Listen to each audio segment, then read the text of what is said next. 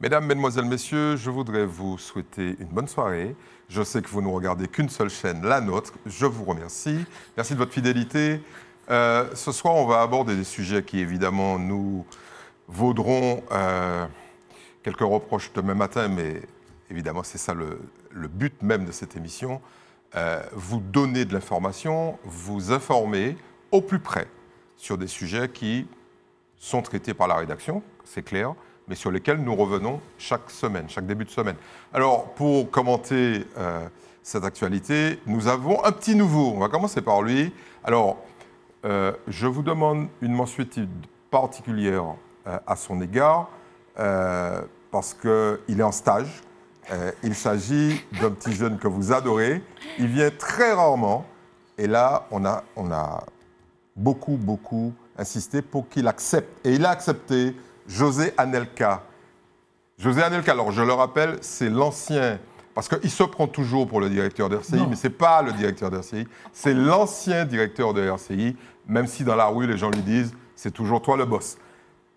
Bonsoir Eddy. Bonsoir José, merci. Bonsoir aux téléspectateurs de la TV, mais surtout, je voulais rectifier. Je ne me prends plus du tout pour le directeur. Mais ça date d'il y a quelques jours. Je leur souhaite bon vent.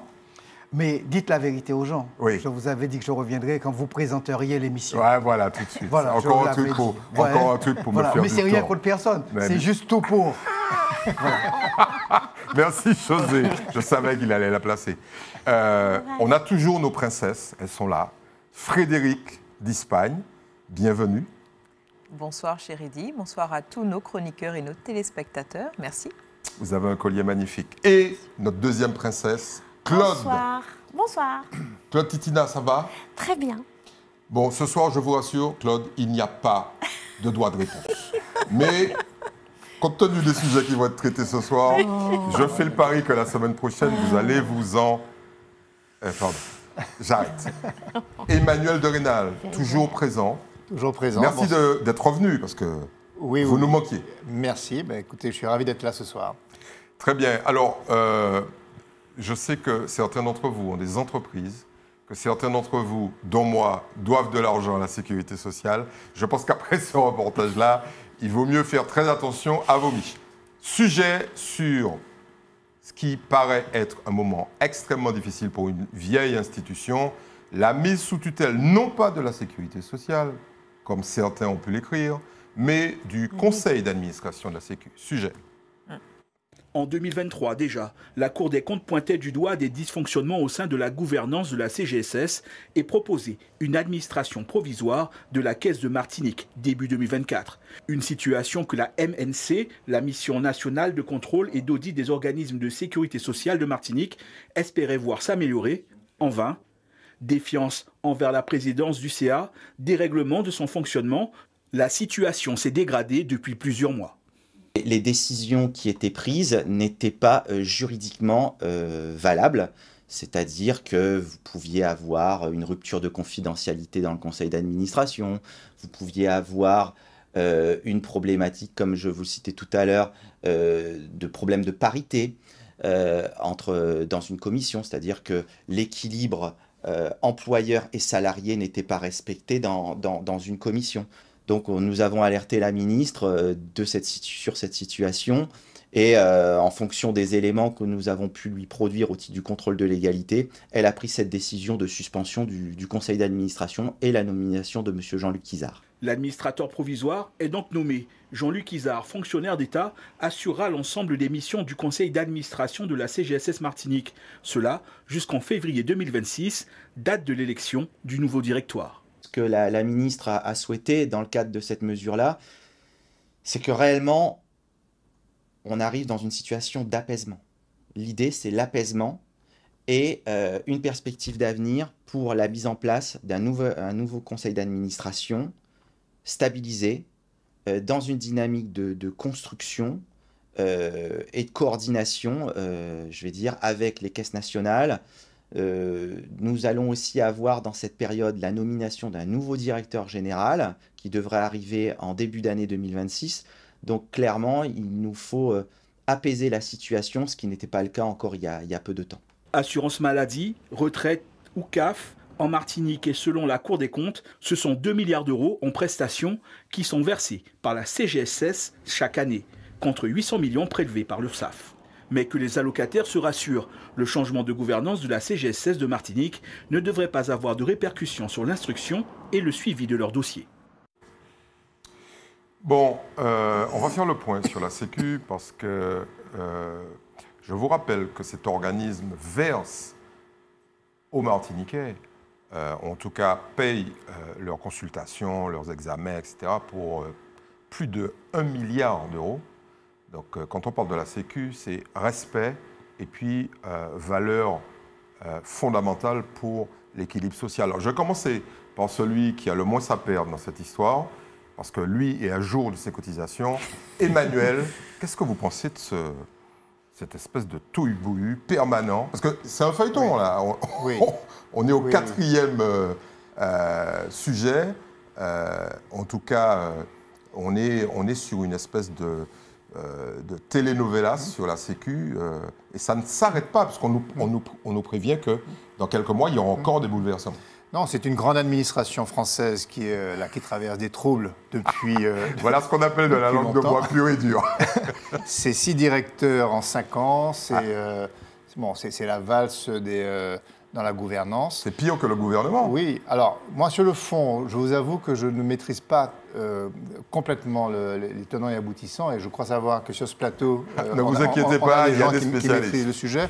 Moi, ce que ça m'inspire simplement, et j'arrêterai là, c'est en effet une administration aussi importante qui est mise sous la sellette. Moi, je trouve plutôt sain que finalement l'État ait pu avoir des instruments pour, contrôler et 2, sanctionner. Et ça, je trouve que ça, c'est l'aspect positif que je retiens de cette affaire, parce que malheureusement, on est dans un environnement où dans les administrations, qu'elles soient d'État ou qu'elles soient de collectivités, on a parfois le sentiment que des dysfonctionnements perdurent sans sanction, sans que la main frappe. Là, elle a frappé. Le conseil d'administration a été démis. On peut au moins se satisfaire de ça, que la machinerie d'État fonctionne. C'est le point positif que je retiens.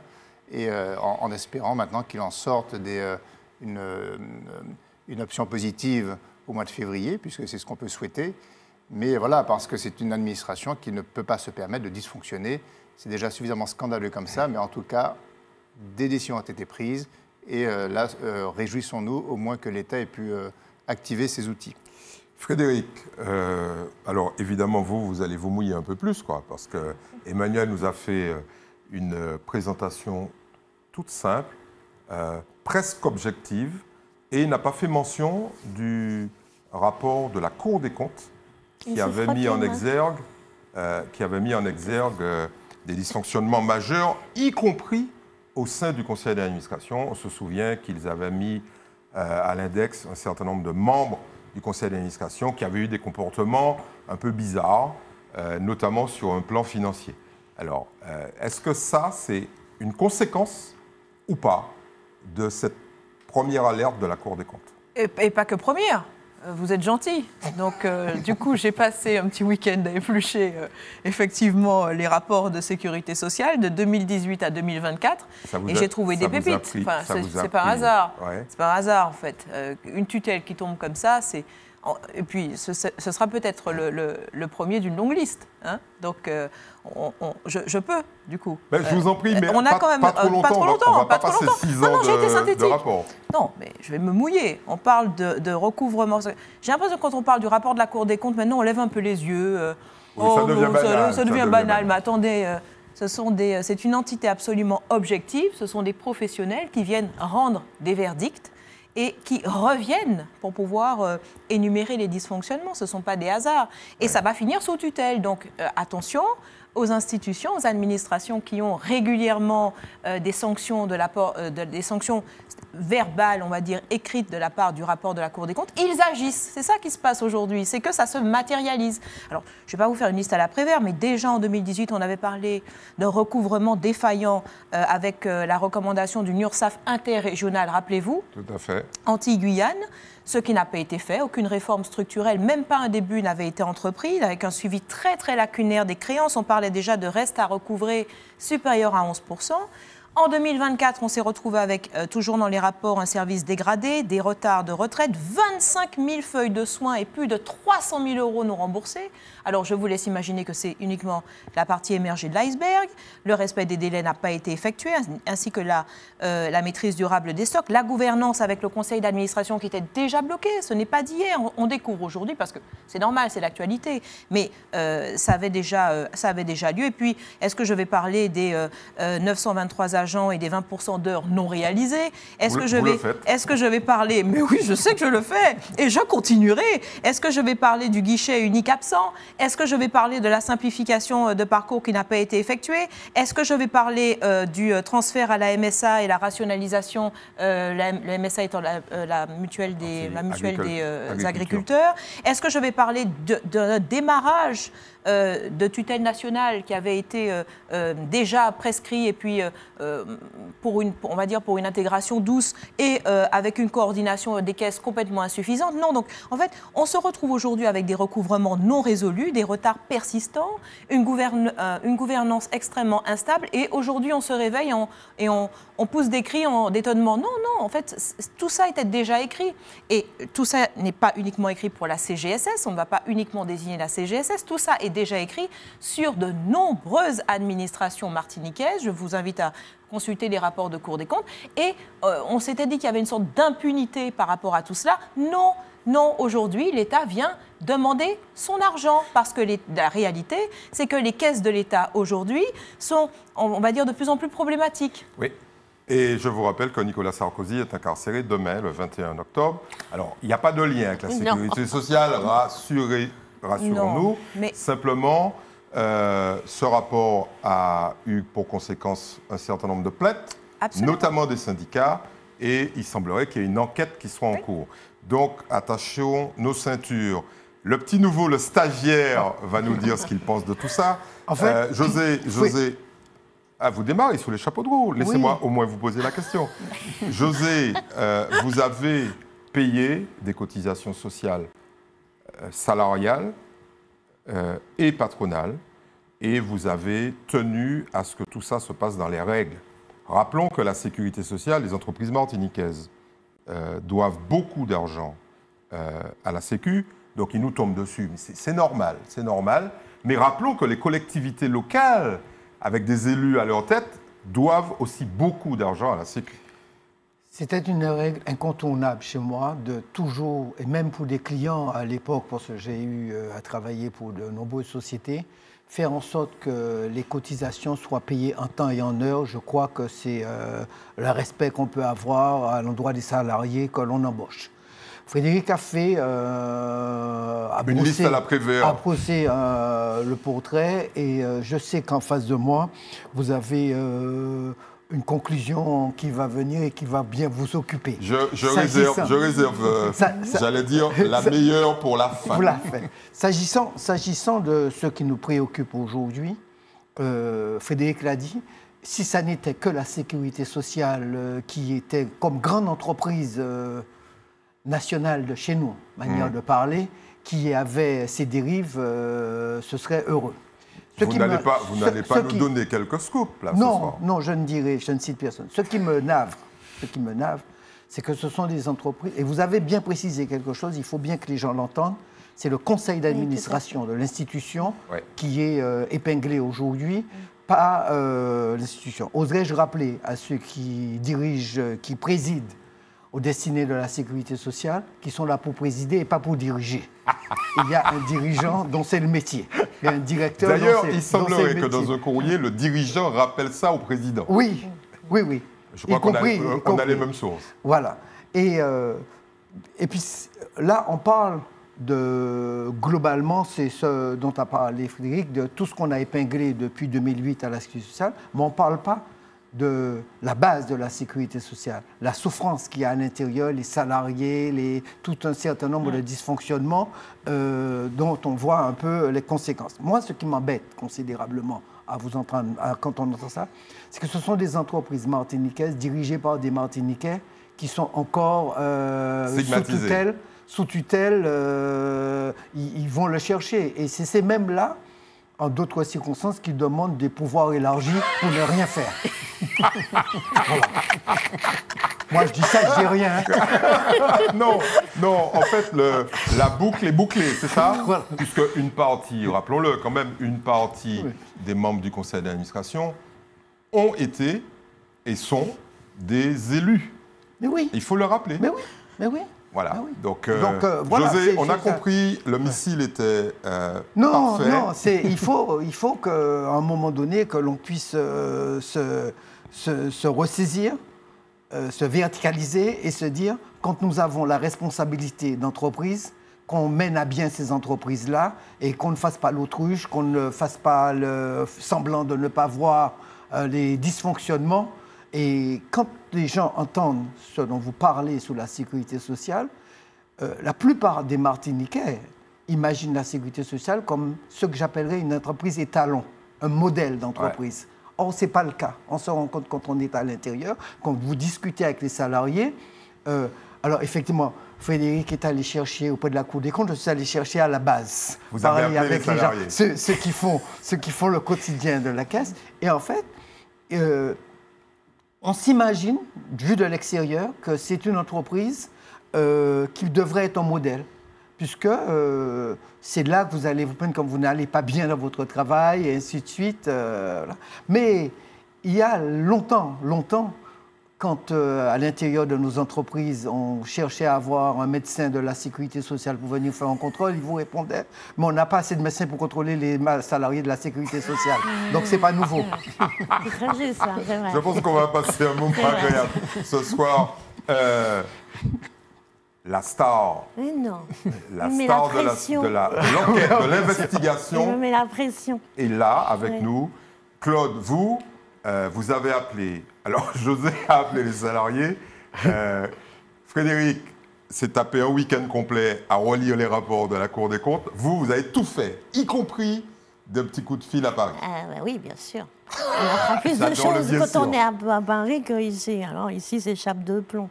Ici, c'est Omerta, on part pas. On sait un peu, mais bon. Et pour contourner tout ça, vous appelez Paris, forcément. Oui, je vous rappelle, et je pense que c'est nécessaire, compte tenu du fait qu'on est au début de la saison, que Claude a le numéro de téléphone d'Emmanuel Macron. Donc n'essayez pas d'être meilleur qu'elle. Non, mais franchement... alors, d'abord, permettez-moi d'avoir une pensée extrêmement émue pour ma tante, Marcel Prudent, qui a dirigé cette maison, Sécurité sociale, pendant des années, il y a longtemps. Mais à l'époque, elle avait quand même des présidents de conseil d'administration qui tenaient la route, quoi, qui dignes de ce nom, on va dire comme ça. Parce que, bon, il y a eu des choses...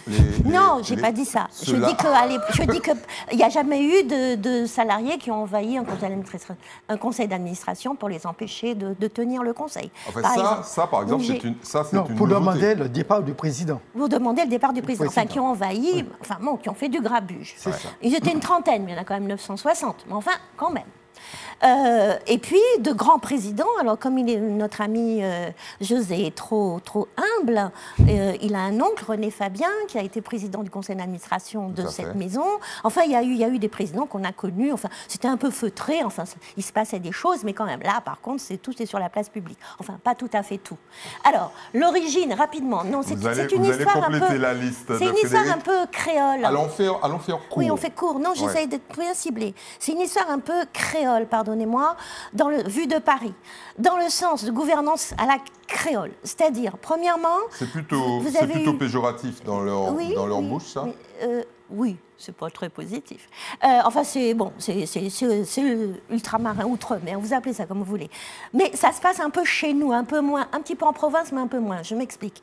Premièrement, vous avez quand même un président de conseil d'administration qui a été élu à une voix près. Okay. En face, il y avait un candidat qui avait déjà annoncé qu'il serait élu. Déjà, il y a un souci. Il y a un souci et depuis... On a connu ça dans certaines assemblées. On a connu ça, voilà, et ailleurs. Et dès lors, c'est vrai qu'il lui a fait la vie et que ça n'a pas été facile, vraiment, pour ce nouveau président.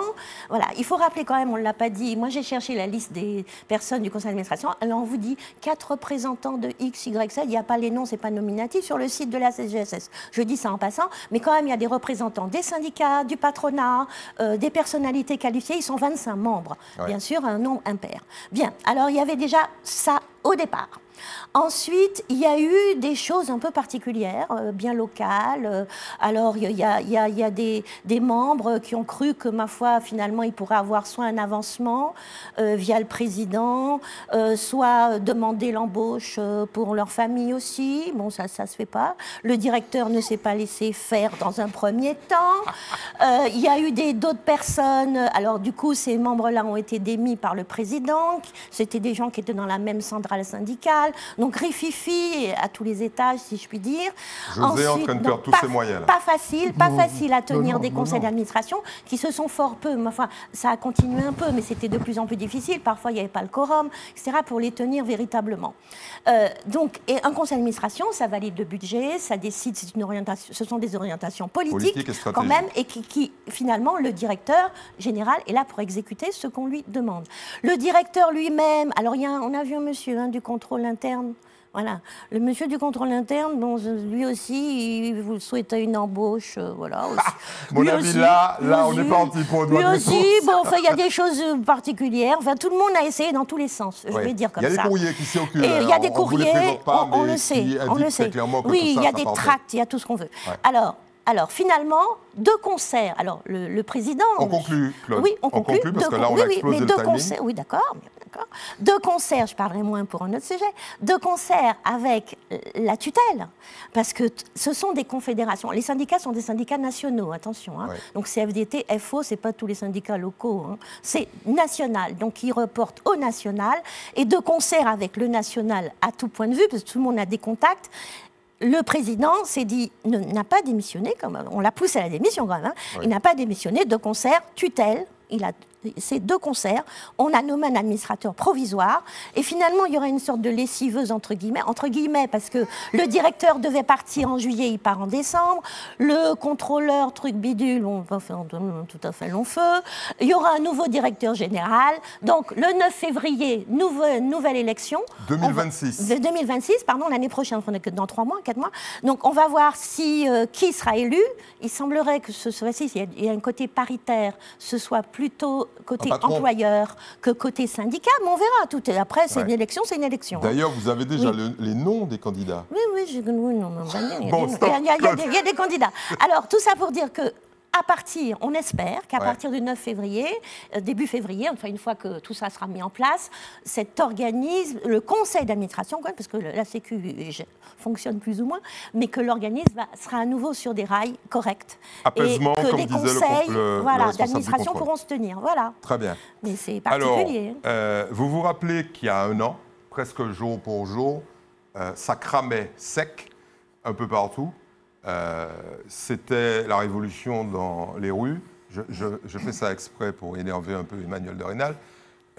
Et évidemment, pour sauver la face, un certain nombre d'hommes politiques, mais aussi de responsables d'État, ont décidé de mettre tout le monde autour d'une table pour calmer les choses. C'est ce fameux, comment on dit Protocole de fin de conflit, non, je plaisante, sur la vie chère.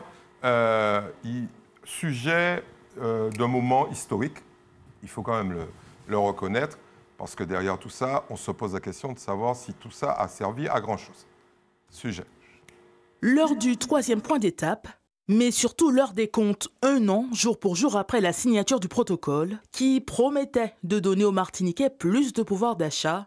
Selon le rapport publié cette semaine par la préfecture, fin juillet, les prix étaient en baisse de 10,7% en moyenne sur les 54 familles de produits dites CTM État et de près de 5% pour les 15 familles de produits dites d'État+. Sur le parking de cette grande surface, qui a été l'un des points névralgiques de la mobilisation contre la vie chère, le sentiment est tout autre chez les consommateurs. n'ai pas ressenti de baisse de prix. J'achète les mêmes produits et pourtant, je n'ai pas l'impression qu'il y ait une baisse significative sur ce ticket de caisse. Je regarde vraiment avant d'acheter, chose que je ne faisais pas forcément auparavant. Vraiment, je compare tout. Étant une consommatrice qui compare ces tickets, non, je n'ai rien vu comme changement. Mais je sais qu'en général, ce sont les produits de première nécessité. On essaie de baisser le prix dessus, mais à ce niveau-là, je n'ai pas vu de différence. Une fois dans les rayons, cette mère de famille l'avoue, elle est aujourd'hui contrainte de faire des choix. Même sur les petits plaisirs, parce qu'on estime que vu le prix, ça passe pas en priorité. Donc oui, on se sacrifie entre parenthèses, mais bon, c'est pas si évident que ça, parce que par moment, il faut bien se faire plaisir aussi. Même son de cloche dans ce quartier de Fort-de-France. Moi, je trouve que c'est toujours aussi cher. Ça dépend du produit, mais les produits sont aussi chers. Hein. J'hésite, je ne fais pas des chariots de provision. Moi, j'ai besoin de sachets de riz et je prends un sachet de riz. Je ne peux pas faire de grandes courses parce que c'est cher, c'est cher, c'est cher, c'est cher, c'est cher. On ne peut rien faire. Pour que le consommateur puisse sentir un effet sur son pouvoir d'achat, il faut que cet effet soit important et surtout soit durable. Pour lutter contre la vie chère, il faut avoir une réflexion sur la fiscalité, sur les marges, la continuité territoriale. Et puis, lutter contre la vie chère ne passe pas uniquement par une action sur les produits alimentaires. Un ressenti général, loin de la baisse des prix annoncés. Plusieurs questions se posent alors. Les enseignes jouent-elles vraiment tout le jeu? Où en est-on des engagements pris le 16 octobre 2024? Aujourd'hui, la mise à zéro de l'octroi de mer est bien appliquée sur les produits 17e état, tout comme la réduction des marges par le biais du gel des taux de marge, ainsi que la mise à zéro de la TVA. En revanche, plusieurs autres mesures ne sont toujours pas mises en œuvre, la mise en place d'un tarif export ou encore la réduction des frais d'approche. Cette impression que rien n'a changé, on peut le comprendre. D'une part, parce qu'il y a cette fameuse péréquation et elle est à l'œuvre partout. D'un côté, on vous dit qu'on baisse, on enlève l'octroi de mer sur 6 000 produits, mais qu'on va rattraper, comme la CTM a des difficultés, qu'on va le rattraper sur d'autres produits. C'est pour ça qu'à la fin, on n'a pas l'impression que ça ait baissé. La CTM l'applique, le retrait de l'octroi de mer sur les 6 000 produits se retrouve rattrapé sur d'autres. Le port l'applique. Donc, ce qui veut dire qu'en fait, certes, nous utilisons des produits de première nécessité, mais pas seulement. Donc, ce qui veut dire, au bout du bout, eh bien, le panier de la ménagère est toujours aussi élevé. Un an après la signature du protocole, des avancées sont à noter, mais elles ne semblent pas à la hauteur des consommateurs martiniquais. La plupart parlent de protocoles invisibles dans leur vie quotidienne. Très bien, vous l'avez noté. Le ressenti général, il n'y a pas d'études précises là-dessus, indique que les Martiniquais n'ont pas l'impression que ce protocole ait servi à faire baisser de manière massive le tarif des produits de première nécessité. Mais il faut le reconnaître, 3 des 5 points ont été quand même tenus, notamment l'octroi de mer et la TVA. Frédéric, on a un souci quand même, il manque les tarifs export. Alors, expliquons un peu en clair le prix auquel ici les importateurs achètent le produit sur le territoire national. Exactement. On a noté que parfois, depuis 1635, parfois ce prix est beaucoup plus élevé que les tarifs nationaux. Et puis les frais d'approche, le coût de revient du transport notamment, n'ont pas été mis en place. Est-ce que ce que les gens disent dans la rue est vrai? Je vais admettre quelque chose sur plateau, je ne fais pas les courses. C'est mon mari qui les fait. Vous avez beaucoup de chance. Oui, oui. Mais de ce qu'il m'explique très régulièrement, il n'a vu aucune différence. Il les a vus tout de suite après le protocole, enfin, tout de suite, quelques mois plus tard. Et désormais, pour lui, c'est le même niveau, c'est au même niveau. Frédéric, on s'est fait avoir? Je fais de temps en temps les courses, hein, je vous rassure. Oui, rassurons. Et je ne vois aucune différence. Ouais. Je ne vois aucune différence pour ma part. Bon. Alors, est-ce qu'on s'est fait avoir sur le protocole de la vie chère? On en avait parlé à l'époque. Oui. On n'était pas très optimiste. Et on n'était pas très optimiste. Oui. Bon. De toute façon, c'est bien difficile de pouvoir... mais attends, on est dans un système capitaliste. Comment vous pouvez voulez vous tous lâcher, les jours Frédéric, contrôler? Mais j'y vais, ne vous inquiétez pas. Surtout ne vous inquiétez pas. Comment voulez-vous assurer une parfaite transparence de l'offre et de la demande, avec des prix qui fluctuent, avec une augmentation. La vie chère est partout. Vous allez à La Réunion, ils ont une inflation record de 4,5 points à La Réunion. Vous allez partout où vous voulez, la vie chère depuis 2 ans. Alors on plaisante même en disant c'est l'Ukraine. Et la vie chère, c'est vie partout.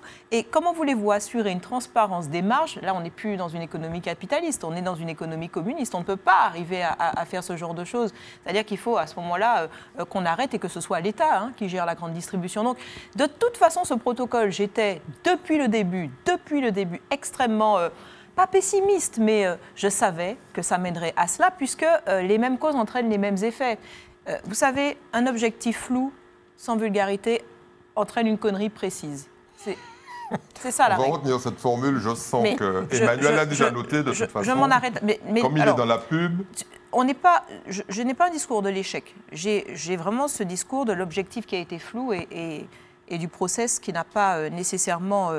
ce qu'il manquerait, et on le dit souvent, l'octroi de mer, l'effort a été fait, la TVA, l'effort a été fait, mais regardons ceux qui ont réussi. Regardons les RUP, les régions ultra-périphériques, qui peuvent dire nous avons été les bons élèves de la vie chère. Il y a les Canaries, il y a les Açores, vous allez me dire que ce ne sont pas les mêmes distances, c'est vrai, mais il y a quand même... Le niveau de vie n'est pas le même. Je suis d'accord, mais regardons un petit peu ce qui a été fait, les bons élèves. Eh bien, il y a 2 grandes jambes à la réussite de la lutte contre la vie chère. La première, c'est l'aide au fret menée par l'État, qui est colossale. Et la seconde, c'est la promotion de, non pas la souveraineté, mais de l'agriculture locale. Pardon, et après, ça va encore agacer. Mais je suis désolée, il y a un paradoxe avec ce fameux octroi de mer. Je ne dis pas qu'il n'est pas dérisoire, mais quand vous avez par la volumétrie des élus qui vivent avec plus de 60% de cet octroi de mer parce qu'il n'y a pas de ressources alternatives disponibles. Alors, je ne blâme personne. L'octroi de mer contribue à une part très importante du budget des communes. Mais bien des communes particulièrement et des collectivités. Et encore une fois, je ne blâme personne. Mais quand vous avez, si vous voulez, cet intérêt dans la grande distribution, pas uniquement la grande distribution alimentaire, mais l'import en général, comment voulez-vous forcer le trait d'une autonomie ou d'un développement de l'agriculture locale? Mais c'est un paradigme qui est impossible. On résume, plus on importe, plus les communes sont riches. Absolument. Voilà. Donc plus on importe à des prix élevés, plus elles sont riches. C'est ça? Absolument. Oui, mais bien sûr que c'est ça. Stop. On va passer aux stagiaires, juste à côté de vous. José, vous avez très longtemps milité pour la transparence et la vérité, sur tous les sujets. Mais il y en a un qui vous énerve particulièrement, c'est celui-là. En fait, ça ne m'énerve pas.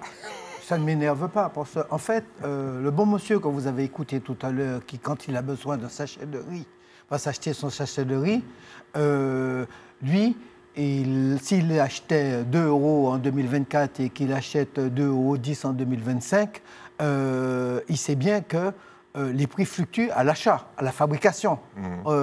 Les gens qui attendent que les prix de 2024 soient ceux de 2025 vont s'égarer. Les prix, les fabricants, en fonction de leurs problématiques, ont des prix qui fluctuent. Mais pas tout, mais ça n'est pas systématiquement à la hausse. Ça n'est pas systématiquement à la hausse. Et puis, en fait, les gens ne sont pas toujours très honnêtes non plus. Tout le monde va vous dire que la vie coûte trop cher. De toute manière, c'est le mot qui prévaut. C'est de toute manière trop cher. On continue à ne pas faire attention à ce que l'on achète pour dire que c'est trop cher. Oui, la vie est chère. Oui, les produits sont dispendieux, mais pas qu'en Martinique. Détrompez-vous. Frédéric l'a dit, la Réunion, la Guadeloupe, la France métropolitaine. Oserais-je, vous m'avez souvent entendu dire, quand les gens disaient en 2024, on veut les mêmes prix qu'en France, vous m'avez entendu leur dire, de quelle France vous parlez? De la Normandie, de Marseille? Le camembert en Normandie ne coûte pas le même prix que le camembert à Marseille. Et par voie de conséquence, il ne peut pas coûter le même prix ici. Oui, il faut trouver des leviers pour pouvoir faire baisser les prix. Mais c'est laissé entre les mains de n'importe qui, de nobody. Il faut mettre que les politiques, dont c'est la mission, œuvrent pour que le fret, vous avez parlé du fret, que... Quand vous dites nobody, vous parlez des politiciens. Personne. On parle des politiciens martiniquais. Vous dites c'est laissé entre les mains de personne. De nobody, Oui. c'est ça. J'ai dit, il faut que les élus martiniquais, au lieu de faire des parades inutiles, là où on ne leur demande pas, se mettent d'accord pour aller œuvrer sur la baisse des prix réellement. C'est le boulot de ceux que nous avons élus pour faire fonctionner la Martinique. Pas de... Ils n'étaient pas trop là au début. Hein. Ils passaient leur temps à visiter les gens dans des prisons ou sur le port plutôt que de s'occuper de nous, à faire baisser nos prix. José, merci beaucoup. On a parfaitement identifié les gens auxquels vous pensez. Non, mais c'est sérieux, Eddy. Vous avez l'air d'occulter ça de trait de main. Le problème de la vie chère est un vrai problème à condition que ça ne soit pas des réunions stériles, inutiles, à recevoir des gens qui ne servent à rien pour pouvoir faire avancer le dossier. Il faut que des gens dont c'est le métier et des gens que nous avons élus et qui réclament encore des mandats, vous savez, on va repartir ça fait deux fois, hein, José. Oui, qui veulent être élus, mais pour ne rien faire. Ouais.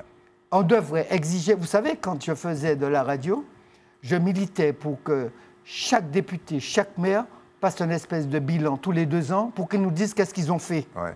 Parce qu'ils vous font des promesses, on l'attend d'eux, qu'ils travaillent sur ces sujets auprès des gens compétents pour qu'on puisse tirer profit du travail qui est fait et pas parler pour ne rien dire.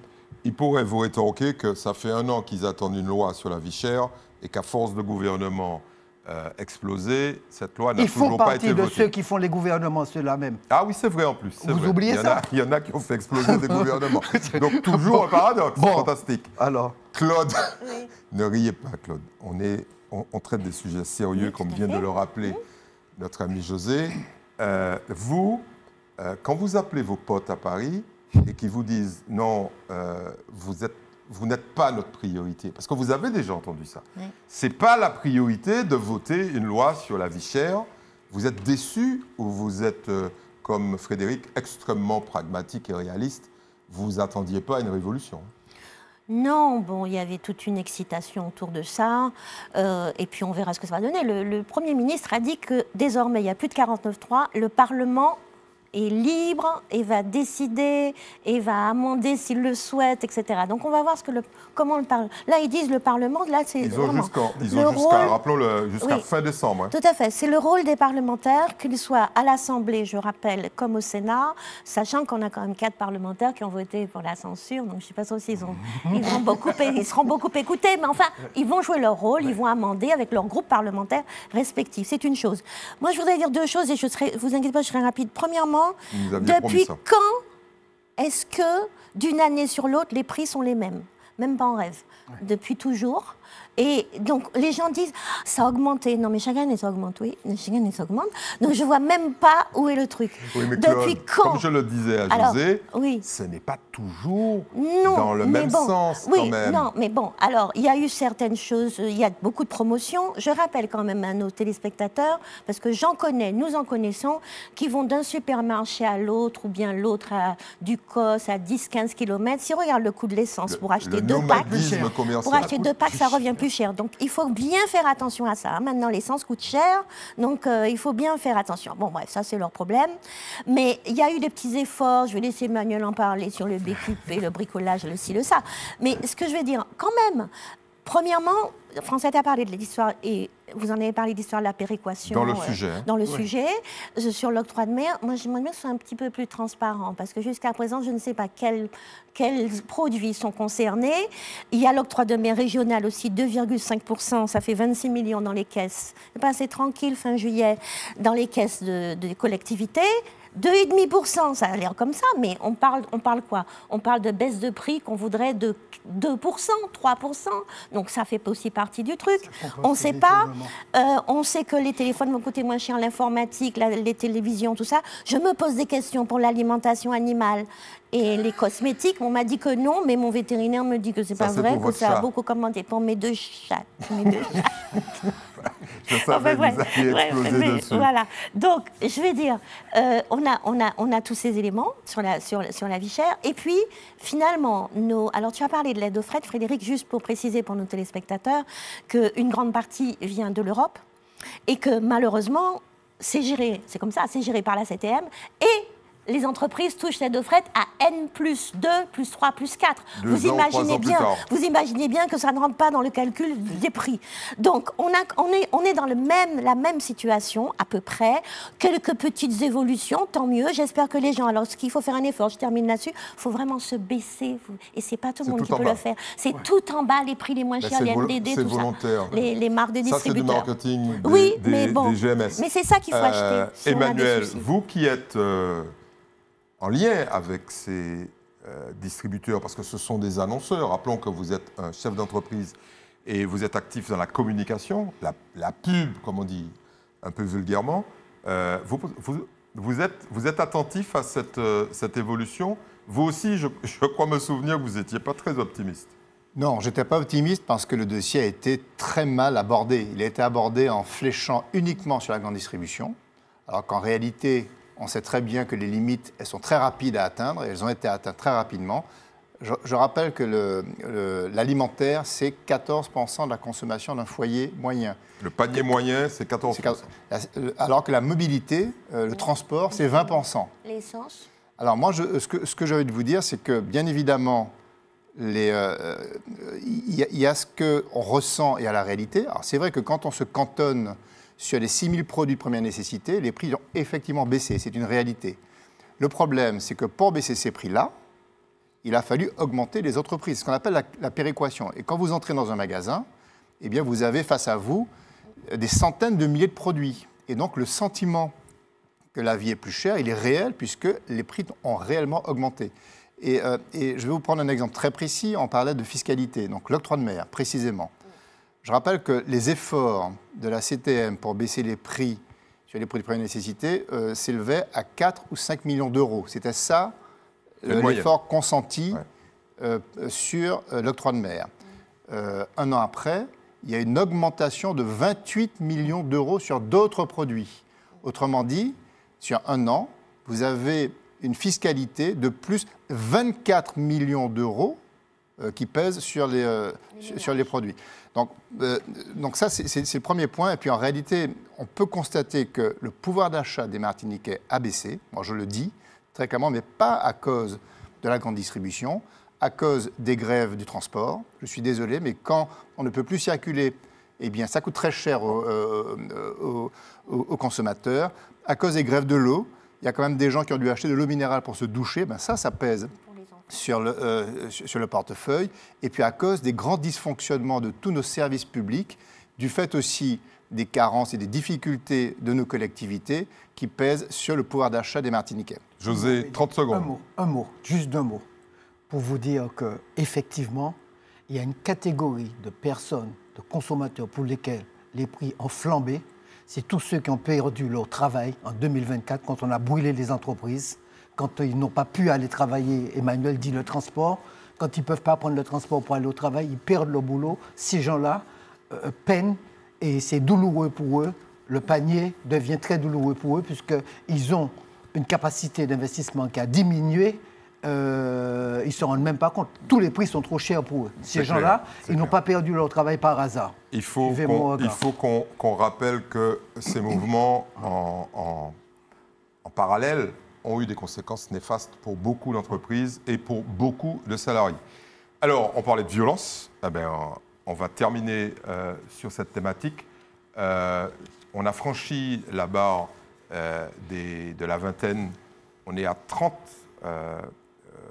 morts en lien direct ou indirect avec le trafic ou toute cette violence qui touche cette île, et il semblerait que les gens soient totalement exaspérés.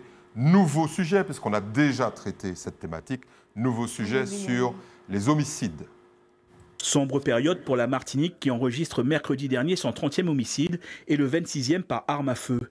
Au-delà des chiffres, c'est une grande frange de la population qui s'inquiète de la montée de cette violence dans l'île. Je ne sors pas le soir, tout simplement. On fait attention aux endroits où nous allons. C'est trop. On n'aurait jamais dû arriver à ce stade-là. On ne prend pas les jeunes assez en compte. Et puis il n'y a pas assez de suivi. Voilà. Tant qu'il n'y aura pas de suivi, plus approfondi, les choses n'y vont pas comme il faut. Ça fait beaucoup de personnes, mais j'ai du mal à comprendre. D'ailleurs, c'est incompréhensible. Incompréhension de la population martiniquaise qui fait face à de plus en plus d'actes de violence exacerbés par la prolifération d'armes à feu. Venus principalement des États-Unis, des fusils mitrailleurs, des fusils à pompe ou des armes de poing, récupérées en grand nombre lors de contrôles sur la voie publique. Que ce soit à des fins criminelles ou en réponse à un sentiment d'insécurité, on s'en procure de plus en plus pour les utiliser. L'une des raisons serait un rapport faussé des valeurs chez les jeunes et une certaine violence sociétale ressentie et de moins en moins supportée. On a accès à des tas de choses, des tas de films qui font relativiser sur la violence, des jeux pour notre jeunesse vidéo qui sont très violents. En fait, toutes ces choses, on croit que c'est insignifiant, mais ça joue énormément sur l'esprit d'une population et sur l'esprit d'une jeunesse, en fait. Et les injustices aussi peuvent avoir un poids énorme. Ce que nous avons vécu ces derniers temps avec le coût de la vie, avec toutes ces différentes affaires qu'on peut ressentir comme injustes. Donc c'est vraiment ce qu'on reçoit comme information et notre étape de comment on est qui va faire notre réaction et notre passage à l'acte ou pas. Face au phénomène, les autorités organisent la riposte, sensibilisation du public, lutte contre la prolifération des armes, multiplication des interpellations par les forces de l'ordre et durcissement des peines des possesseurs illégaux d'armes par le parquet. Un nouveau groupe spécialisé dans le trafic d'armes vient aussi de voir le jour. En préfecture, on a voté la création d'une cellule qui va enquêter uniquement sur le trafic d'armes en Martinique. Et ils vont avoir le matos dernier cri et ultra puissant pour pouvoir justement chercher et aller récupérer les armes là où il faut et également ceux qui le vendent et ceux qui en détiennent illégalement. Donc c'est une très très bonne chose. On évolue, on avance, on a pris du temps pour comprendre les choses. Maintenant on a compris, on avance. Mais l'équipe va être étoffée puisqu'on va demander des personnes qui sont spécialisées en cybercriminalité puissent venir étoffer ce groupe. La lutte contre le trafic d'armes est en marche pour faire taire les balles. Avec le 30e homicide, la Martinique passe un triste record quand 29 meurtres étaient recensés pour toute l'année 2024. Bon, comme je vous le disais, et vous l'avez compris, on a dépassé ce fameux chiffre de 2024. On était à 29 homicides, la plupart à travers ou via des armes à feu, ce qui change complètement la donne et la nature de la violence. Claude, on a là une énième répétition de ce type de drame. Ça sert à quoi de s'énerver systématiquement, de commenter systématiquement si ça ne change pas? Déjà, peut-être qu'on est à 31 pendant qu'on parle. La dernière fois, pendant l'émission, il y a eu un drame. Alors, mon trêve de plaisanterie, c'est quand même pas très drôle. Moi, la question de fond, je voudrais d'abord saluer quand même le travail des forces de l'ordre. Quoi qu'on dise, quoi qu'on pense, elles sont en train de bosser. Et tout de même, il faut savoir, nous, Martiniquais, est-ce qu'on veut vivre comme ça se passe à Trinidad, comme ça se passe au Suriname, par exemple, ou finalement, et au Venezuela à l'époque. Est-ce que les gens savent ce qui se passe à Trinidad et au Suriname? Parce que moi, on ne voit pas ça dans les médias. Non, mais c'est vrai, quand j'étais petite, j'allais avec maman au Caracas, on avait de la famille, et déjà, sur la terrasse, c'était déjà un peu grillagé. Pire, en allant au Suriname en 2018, 2020 et en 2022 aux conférences du Rotary, on était reçus dans des endroits où il y a des maisons. Alors, on passe un Porsche avec un gardien. Ensuite, on arrive dans la villa, il y a un terrain normal, plus ou moins grand. Gardien armé, bien sûr, décliné d'identité. On était en minibus, tout ça, le nombre de personnes, très sécurisé. Et arrivé chez les amis qui nous recevaient, on était quand même encore grillagés. Enfin, je veux dire, c'est-à-dire complètement une terrasse fermée, sécurisée, etc. Est-ce qu'en Martinique, on n'est pas encore à ce stade? Et c'est ce que je dis, c'est valable pour Trinidad également, ça fait très longtemps. Est-ce que... Moi, je suis inquiète, quelque part, alors que ce n'est pas trop ma nature, mais je me dis, est-ce que encore combien de temps pour qu'on tende vers ça? Pour que finalement, on arrive à ce que finalement, pour le moment, on se reçoit les uns les autres, même dans un appartement, et pas complètement... Parce que c'est valable pour les immeubles aussi.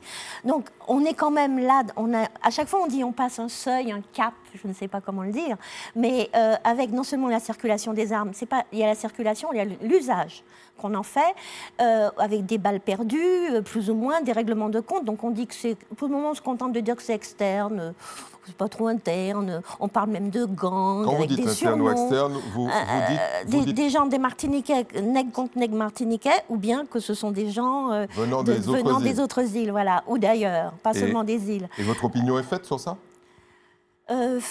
Si on regarde les statistiques dans les derniers homicides, effectivement, c'est plutôt 2 tiers un peu externes, mais bon, maintenant, c'est pas une situation, c'est juste pas... Enfin, on doit se dire que c'est pas possible. On est en train de se dire qu'on va à un concert à la cathédrale, et puis on sort, on ne sait pas ce qui peut nous attendre. Donc les gens sortent moins le soir, etc. Ça génère beaucoup de choses, vous en parlez aux restaurateurs, etc. Donc là, on glisse. Voilà. Et c'est inquiétant, mais on va en reparler, puisqu'on est au 30e, en octobre. Emmanuel, la description est claire. Claude vient de donner les tenants, les aboutissants, mais la faute à qui? Alors, on a beaucoup commenté, donc je ne vais pas revenir sur ce qui a déjà été dit souvent sur cette question. Je vais peut-être me concentrer maintenant sur les causes un peu sociétales, parce que ça, il y en a malgré tout. Quand on interroge les gens de la gendarmerie, ils nous disent 2 choses. Bon, les actes de violence augmentent, et l'intensité de ces actes augmente. Ça veut dire qu'aujourd'hui, il y a un rapport à la violence, pour ceux qui commettent ces actes-là, qui est totalement débridé, totalement désinhibé, et ça, c'est nouveau. Donc, il y a une violence très accélérée, et ça dit quelque chose sur notre société. Ça dit quelque chose, par exemple, sur le rapport du pouvoir de la force, qui maintenant domine toutes les règles civiques de société en commun. Aujourd'hui, on oublie et on refuse d'admettre les piliers d'autorité, quels qu'ils soient, que ce soit la gendarmerie, la police, les parents, l'école, etc. Et on se sent totalement libre d'exécuter des actes d'une violence inouïe. Donc ça, c'est un problème de fond qui nous interroge sur les civilités, l'éducation, la formation et la conscience. On sait aussi qu'il y a un travail très important des réseaux sociaux, ça c'est une banalité que de le dire, mais qui polarise les esprits au point qu'aujourd'hui, on a des ennemis que l'on se fabrique en consommant de manière passive ces écrans et sur lesquels on projette des actes de violence totalement désinhibés. Ça aussi, c'est nouveau. Nos esprits, aujourd'hui, se formatent pour aller vers des actes violents. Donc il faut s'interroger là-dessus. Et puis enfin, voilà, un dernier point, c'est l'empathie. On en a aussi parlé. Je pense qu'en Martinique, mais c'est vrai dans le monde entier, le sentiment d'empathie, c'est-à-dire se mettre à la place de l'autre, est un sentiment qui s'efface. Et ça, c'est dangereux. Et moi, je préconise réellement qu'on réarme nos capacités d'empathie dans notre pays. Ça, c'est osé, réarmer notre sentiment d'empathie après avoir discuté sur les guns. Frédéric, on ne parle pas de trafic, on ne parle pas de la drogue, alors que quand on fait les enquêtes, on s'aperçoit que les 3/4 des meurtres sont liés à ce trafic.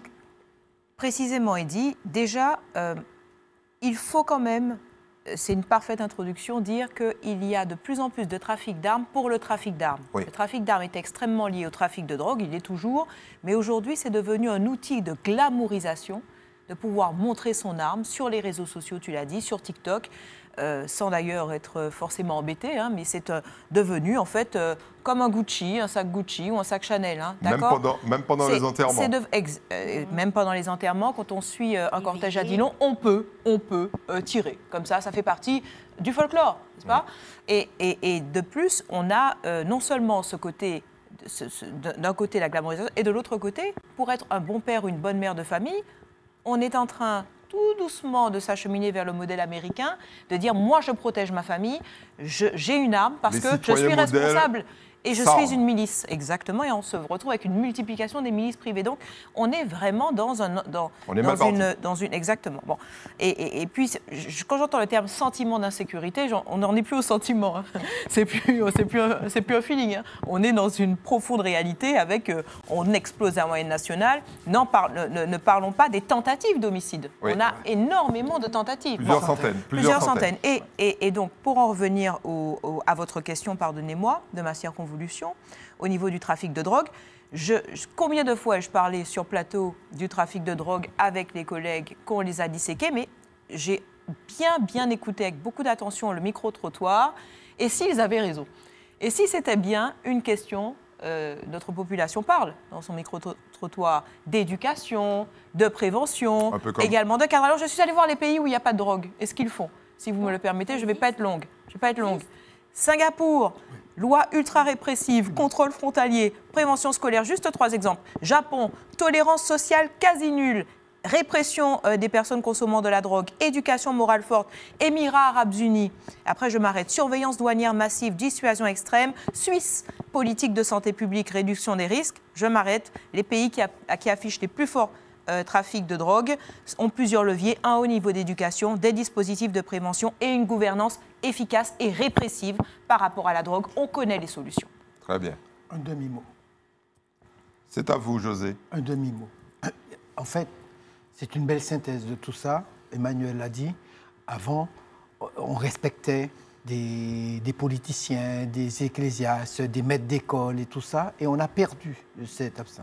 Il y a autre chose, c'est qu'on a tendance à vouloir comparer la violence qui prévaut dans notre région à des régions, vous l'avez cité tout à l'heure, Trinidad, Suriname et autres machins, alors qu'il faudrait peut-être qu'on s'acclimate à regarder vers des pays où ça va mieux. D'autant que les pays que vous citez n'ont pas les mêmes niveaux de prestations que les Antilles françaises. Il faut comparer ça avec la Guadeloupe, mais c'est à peu près la même chose. Les pays que vous venez de citer là, la sécurité sociale, le RMI, le RSA, tous les gens qu'on paye à ne pas travailler, ça n'existe pas. Donc, en fait, tous les gens qu'on paye à ne pas travailler. si vous voulez, il faut ramener des choses chez nous. Et effectivement, Frédéric l'a dit, on parle d'homicide, d'une trentaine d'homicides. Il faut ajouter à ça les tentatives, qui sont énormes parce que, pas parce qu'on t'a raté qu'on t'a pas tiré dessus. Ouais. C'est important de dire qu'il y a cette facilité-là aujourd'hui. Il faut, après, vous allez dire j'en ai après eux. Allez-y. Mais il faut que les pouvoirs publics fassent leur boulot. C'est reparti. Tous les bars clandestins qui sont autour de la périphérie de Fort-de-France. Faites attention, José. Quoi? Faites attention. Ne nommez pas de quartier. Non, j'ai dit la périphérie de Fort-de-France, mais la périphérie de Fort-de-France, c'est large. C'est large. C'est large. Sont des endroits où on facilite ces commerces illicites. Et en fait, il faudrait que l'on puisse mettre un peu d'ordre dans ça. Je sais, c'est bon, merci. Et, José, vous avez été... Et l'État français n'est pas responsable de tous les malheurs de la Martinique. C'est clair. Alors, il vous reste quelques secondes pour vos plus et vos moins. Oui. On va commencer par Emmanuel. Alors, un plus pour saluer une initiative qui a été prise récemment par le monde économique et le monde de la société civile, qui a présenté récemment le livre blanc de la mobilité durable en Martinique. Et c'est un travail qui est remarquable, qui a été présenté par Mathieu Bergot, qui est le directeur de TACBA, qui est le cabinet qui a animé ce travail, et qui fait une série d'abord d'analyses sur la mobilité en Martinique, et qui fait 15 propositions extrêmement précises. Alors j'invite nos élus à s'emparer de ce document et à bâtir leurs propositions de politique publique autour de la mobilité, parce que ça, c'est un vrai enjeu politique. 20% du pouvoir d'achat est mangé par la mobilité, ça c'est une réalité. Cette mobilité dépend des carburants fossiles qui vont disparaître bientôt, et donc il faut maintenant prendre des dispositions importantes pour ça. Claude, c'est d'autres tours, on fait super short. Ouais, ben on essaye, parce que j'ai deux petits plus. Hein. Et puis, normalement, il y a quelque chose qui doit venir. Je ne sais pas si ça va venir. Oui, voilà. Oui, alors, d'abord, Saint-Pierre, c'est un concours. C'était les journées du patrimoine et de l'architecture, pardon. Et c'est un concours qui a eu lieu donc, de jeunes étudiants architectes qui avaient 5 projets sur la ville de Saint-Pierre, vous voyez, qui défilent. Et c'était magnifique. Il fallait y être. Il fallait pouvoir visiter ce qu'on a vu. C'était donc vendredi soir et samedi soir, surtout, ce parcours autour de Saint-Pierre. Il y a un projet qui était en rouge, mais qui a bien plu. C'est la tombe de l'abbé Josse qui était décorée, qui était tout en rouge. Et c'est celui qui a gagné, c'est le projet qui a gagné. Ça ne m'étonne pas, parce que l'histoire de tombe, notre vaudou, notre rapport à la religion, ça ne m'étonne pas que ce soit celui qui a été publicité par le public. Il y en a un deuxième plus, je ne sais pas s'ils vont me le mettre. Parce que, ah ben oui, merci. Eh bien ça, on voit, c'était donc au parcours de santé de Ducos. C'est donc le centre Maurice Despinois qui a donc, qui a fait une journée pour toutes les personnes et les associations qui s'occupent de maladies mentales. Voilà, c'était une sortie pendant toute la journée autour de ce parcours, vous avez vu.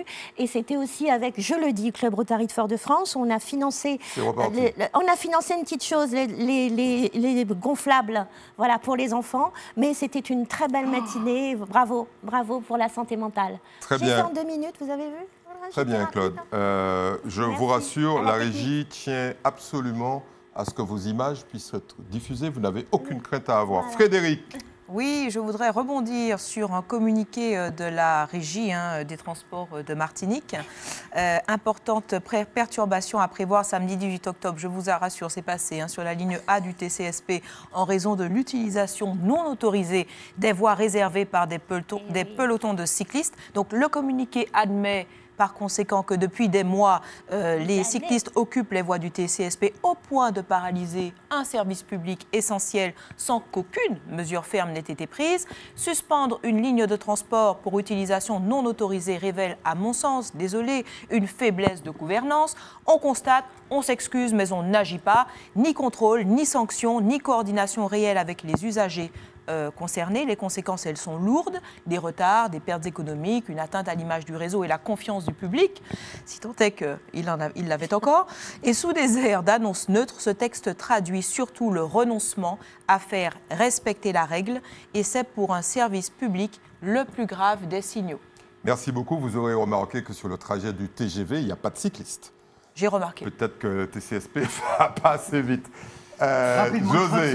30 secondes. Hein. Oui, un plus, je voudrais saluer la réhabilitation de l'œuvre de René Corail, de Coco, qui est une œuvre de la Vierge de l'Enfant, qui a été réhabilitée et remis à sa place originelle sur le fronton de l'église de Bellevue, qui crée la joie de ces paroissiens-là.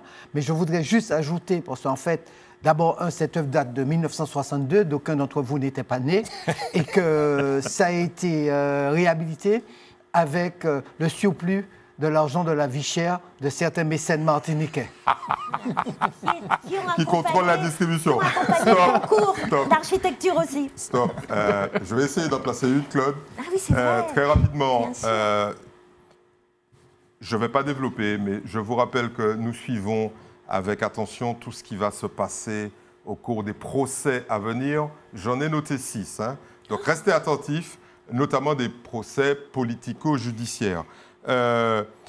Des scandales très rapidement dans la dialyse. Alors, je vais creuser, mais il y en a déjà en Guyane et à La Réunion, notamment en Guyane. À Font-Saint-Denis, je confirme, contrairement à ce qu'on avait déjà annoncé, c'est bien la CTM qui a autorisé une entreprise privée à jeter ces détritus, ces déchets verts dans un terrain vague. Ça, c'est gravissime. Et un petit dossier pour finir, le dossier Odyssea. Alors, il y a des gens qui avaient enterré le dossier Odyssea. Alors, je vous rappelle que ce dossier fait l'objet de suspicions de fraude, de détournement de fonds publics et qu'il y a un audit qui a été réalisé. Je vous en dirai plus la semaine prochaine. Et il y a des maires concernés, il y a des organismes publics concernés, bien évidemment. Et tout ça, c'est grâce à l'action. Je voudrais quand même les citer. Ça remonte, c'est grâce à l'action du président de l'Espace Sud, président actuel, Dédé Le Sieur, et de Madame Croyant, qui est sa directrice de cabinet, qui se sont battus pour arrêter un véritable scandale. Voilà. Vous en saurez plus la semaine prochaine. Ouais. En tout cas, merci beaucoup à nos chroniqueurs préférés. Merci. Félicitations aux petits stagiaires, aux petits nouveaux. Je voudrais que vous puissiez l'applaudir. Absolument. Et merci aux équipes, en particulier à Déborah, qui me chuchote dans l'oreille que c'est fini depuis longtemps. À bientôt. À bientôt. Super.